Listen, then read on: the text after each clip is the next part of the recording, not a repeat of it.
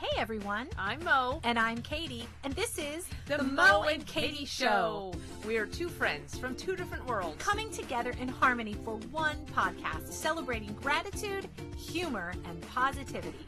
We are random, ridiculous, and have been taking humor seriously since 2018. Each week we'll share two positive news stories from around the world, a quirky fact, the day's weird holiday, a shared experience, and maybe even play a game. All while punning the crap out of each other. Mo, you can't say that.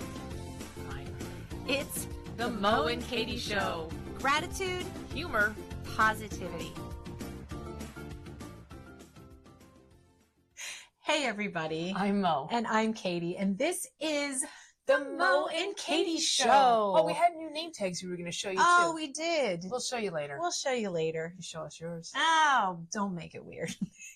Too late. It is nice to be back in front of the camera. We have had a lot of really fun, creative pursuits going on. Lots of good stuff. I don't think you've ever referred to anything that we have done as a pursuit. Because I want to earn pie pieces. It's all about the pie. That's so trivial. Let's go now. Speaking of pie, happy Thanksgiving to everybody. Yep. Yep. I almost did my turkey. I'm not going to do it. Oh, It's come so on. Thank So, you. I had to. Always. Never And the two disappoints. turkeys were pardoned already ahead of The Thanksgiving. two turkeys were pardoned. What were They they? were, Peanut butter and jelly rolls? I don't know, but they were like sitting in a fancy hotel Butter. room. Yeah, the I was a Willard. little jealous. So, oh, they were in the Willard? Yeah. Jeez. Need to get a better agent. So anyway, happy Thanksgiving to all of you.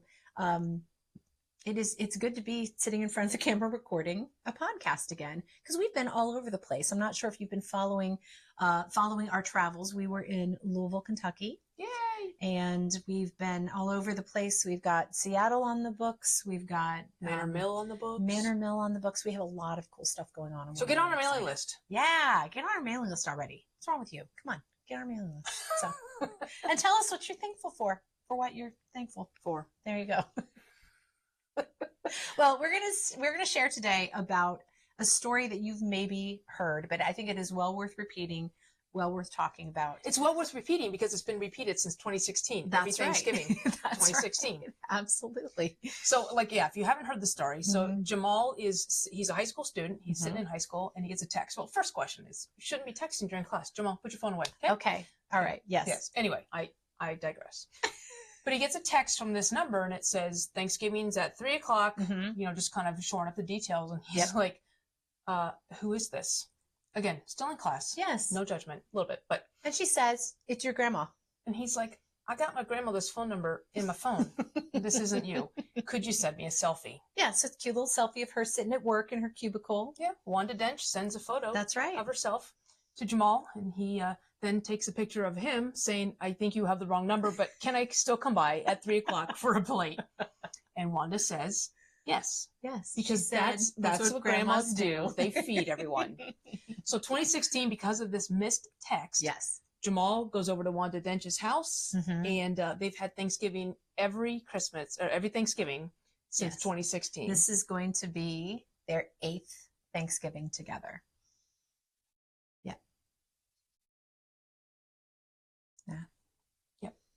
That many. Hard. It's hard to do in public. It is. So you know what I thought was interesting about this is in 2016, I looked up a statistic. In 2016, 66% of schools on the average did not allow kids to have their cell phones in class. Now, that's 100% of my schools, when I was going to school, did not allow cell phones. That's right. That's all Because I'm going to say. Nope.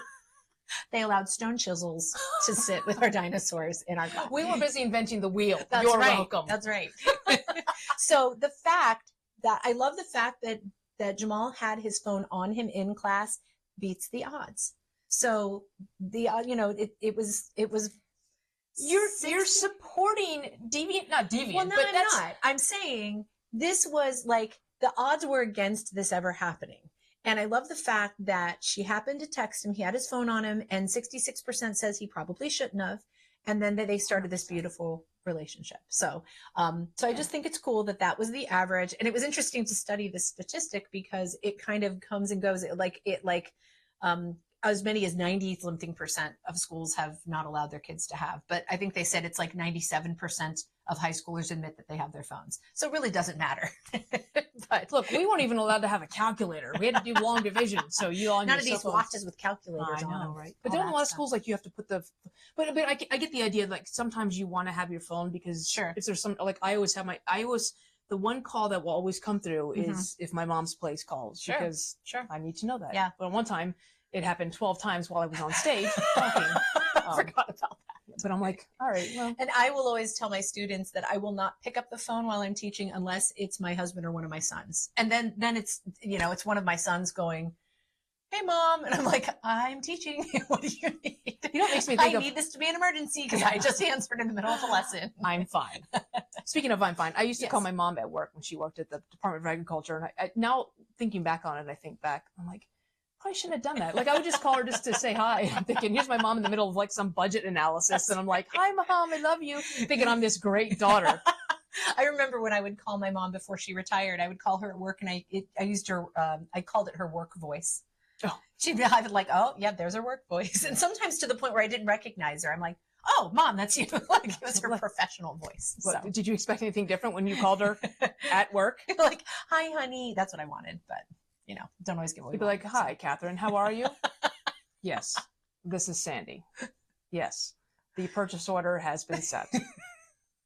So, yeah. Anyway, so yes. So 2016, they started the tradition. What? Yeah, no, I just want to take another little tangent. Have you ever received a text? Yes. Do you respond? I have before, but according to my research, they say that you shouldn't, because now even more so, if it's someone who sounds like, hey, Bill, send me over the contract. A lot of times it is a scammer now, more so, because what they end up doing. You don't give me a real name, do you? What they end up doing. I wonder if Jamal and Wanda are the real names. They've been carrying this just had to charade go on with for it. like, oh shoot, man. Have you ever texted somebody? Yes, but it's been a long time since I've done that. You did recently because you were texting our mutual friend Jen, and you had the wrong number for her or something. I don't know what that is. I'm gonna go with dog. That's what we'll tell ourselves. Who did I mistext? Jen Renault. Who was I texting? I don't know, but you sent a text and you had the wrong number because you sent me the thing. You said, "Is this her number?" And I was like, "You're one digit off." You're one Whoopsie digit off. daisy. So listen, I get a lot of missent texts. do you? And I respond. No, but I don't know that I would invite somebody over to dinner. It was a different day. It was 2016. And B, I don't know that it would go to somebody's house. Mm-hmm. You know what I mean? Yeah, it's a little Not without sus. a police escort. Yeah, It's so. a little what? Sus. Oh my God. Take away the chisel and the stone tablet and she's all like merch and whatnot. Anyway. There you're off. What is it called when you get junk mail? Junk text. What is it called? Junk email. Spam. I'm so glad you said that. So I did a little deep dive on spam. I actually love spam.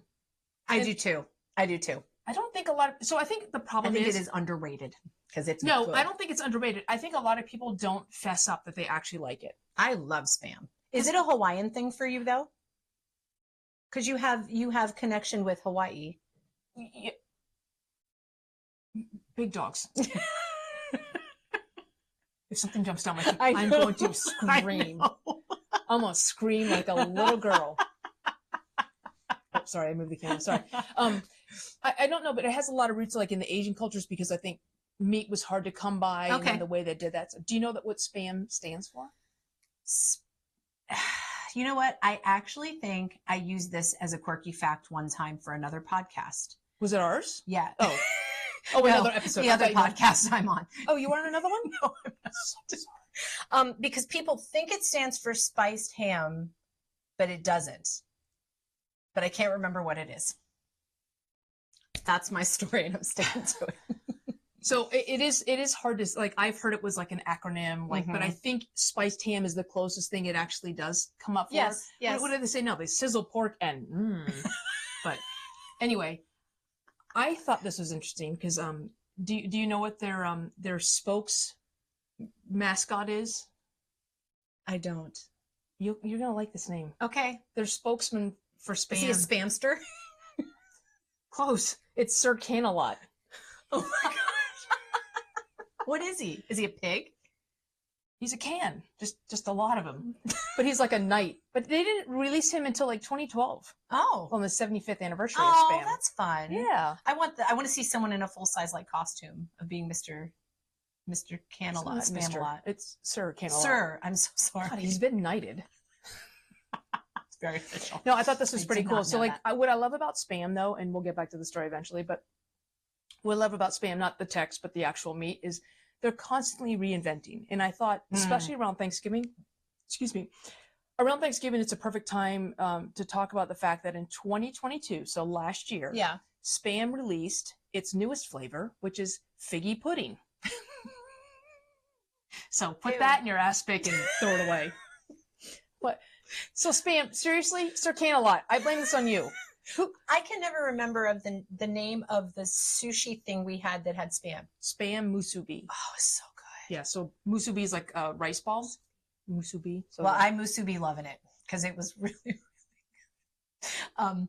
We had it when we were in Santa Barbara. Oh yeah. At that place that had that cool drink with the gel in it. Remember that? Oh yeah. The jelly cool. sake. That was cool. But yeah, I love that. I love Spam. I like Spam and eggs. I like fried Spam. I like green eggs and Spam. That's right. So that should be like a Hawaiian book. No, so this is, I thought it was interesting. So they talk about the ingredients. It's not like a secret recipe. It's salt, water, potato starch, sugar, sodium nitrate, pork with ham. I did another deep dive. I'm sure you did. I thought pork and ham were the same thing. Oh, yeah. You did text me the other day and said, I am currently Googling the difference between pork and ham. That's why. Do you know the difference between pork and ham? Pork and ham. Don't you? Ham is probably cured differently. Oh. Is that true? Oh, I just thought it was both pig. Yeah. I don't know. Like, if you tell me a product has pork and ham, I'm like, you've got pig meat in your man. So it is. And it repeats itself. Right. Over and over again. Ham is a specific cut of the pork meat from the pig's thigh, which is sort of limps a lot. Okay. And it's usually cured and salted. And then hams are ready to eat pig meat. So I didn't know that. Anyway, I didn't know that. Spam has pork and ham. Oh. Not to be confused it's the with. entire, it's a non-discriminatory it's the cut other of the pig meat. Yes. Anyway, pork is raw meat and it's ready to be cooked from any part of a domesticated pig, which domesticated pig. There you go. Not wild pigs. Like, sit. I'm going to eat you now. It's not this Hakuna Matata stuff going on. When I was a young okay. Anyway. Okay. Getting back to the story. Okay. Jamal and Wanda. Yes. What's cool about this year is that Airbnb is actually Did you know this part? Sorry. Yes, it's cool. Oh, yeah. You go ahead. Well, Airbnb is partnering with them, and they are hosting. They are Airbnb hosts welcoming new guests into their holiday tradition, and somebody has already scored the stay with them. Oh, really? Yeah. They and it wasn't much. It was $16 that they offered someone a stay, and it's at their Prescott. It's at Wanda's Prescott Valley home for Thanksgiving. So they have another kind of anonymous guest staying with them. Oh, that's so cool. Which I thought was really that's cool. really cool. So I took a deep dive. I'm sure you did. Airbnb. No, I get T-shirts that say "I took a deep dive," and mine says "I'm sure you did." Like a life preserver. Here, this is for your deep dive. Yeah. What? Hip boots. Hip boots. What do you think I said? Not never boots. mind. Okay. Yeah. Well, the best you could do. That's the truth. Oh Listen. my god! What? All right, you did a deep dive. Sorry, on Airbnb. There we go. There we go. What do the B's stand for? So there's two B's, a pair, if you will. Thanks for the memories. But do you know how Airbnb got its start? No, I don't. Do you know what the air stands for in Airbnb? Because we're all into acronyms and is it an acronym? No. Oh, just air. Because you can just travel. I don't know. Okay. Airplane, air flying? Is it a flight reference? You don't know, but you're going to keep guessing. I am. Okay. Well, how about I'll save you. So in Thank 2007, these two roommates in San Francisco, there was a big conference going on and all the hotels were sold out. And so they said, you know what we'll do? We're going to go to Walmart. We're going to grab a couple air mattresses. Oh, that's funny. And we're going to put air mattresses in our living room and basically that's kind of cool. Tell people, hey, we've got a couple air mattresses in the living room and we'll serve you breakfast. Oh my gosh. So that air actually started with air mattress, bed and breakfast. That's really cool. So then they went and put some like VCs, like venture capitalists, and they said, hey, you know, we've got this idea for this thing. If you think about Airbnb, like you're spending the night in somebody else's home and you're just hoping that they took the webcams down, right? You know what I mean? Well, and it ends up being, number one, you have your own space. You have your own, we stayed in one time in one in Savannah where we basically we had our own room and bathroom, but the space was common. Oh, so cool. we shared the kitchen and the living room, but that was fine. Yeah. I mean, it's not like you're hanging out in there. I think the concept is amazing. Yeah. To go in and you rented a beautiful one for my 50th birthday. Yep. It was this big house and there was room for us and all friends. It was perfect. Yeah. It was so nice. You've got you've got your own space, which is, and a lot of times it is cheaper if it's the same, if not. I just think it's a nice, like a more customer experience. But I would dare to say, if you were to show up in an Airbnb and sleep on an air mattress now, you probably wouldn't be too happy. Like I could rent my studio out, just put an air mattress down. And... You could, but I just think you have to be very explicit in the description. But under the piano. Yeah. But I mean, if you want to be like OG, you could be like, that's right. Like this is how it all started. Right. That's right. But I thought this was cool because I took another deep dive and then you can pull me back. But, so the venture capitalists, they went to the two roommates went to the venture capitalists like, hey, we've got this idea for this platform, blah, blah, blah. And they're like, yeah, no, I don't see it. So what they did was they went to the Democratic National Convention and they produced these boxes of Obama O's and Captain McCain's. Oh my gosh. And they raised $30,000 selling these boxes of cereal. That's crazy. At the Democratic National Convention. Breakfast, the whole breakfast. This investor came up to them and said, I will invest in you because if you can convince people to pay $40 for $4 boxes of cereal, maybe, just maybe, you can convince strangers to live with each other. When was that? That was in 2008. So 2007 is when the first air mattress was inflated, so to speak. 2008 was when the Obama O's and Captain McCain's were being sold. That's and then funny. March 2009 is when the company really kind of took off. It was shortened to Airbnb instead of Air Mattress B&B. Air Mattress B&B. Yeah. Doesn't quite have the same ring. I think I'm trying to think what it was airbedandbreakfast.com was the official one in 2008. Okay. The company's now worth $82 billion. Jeez.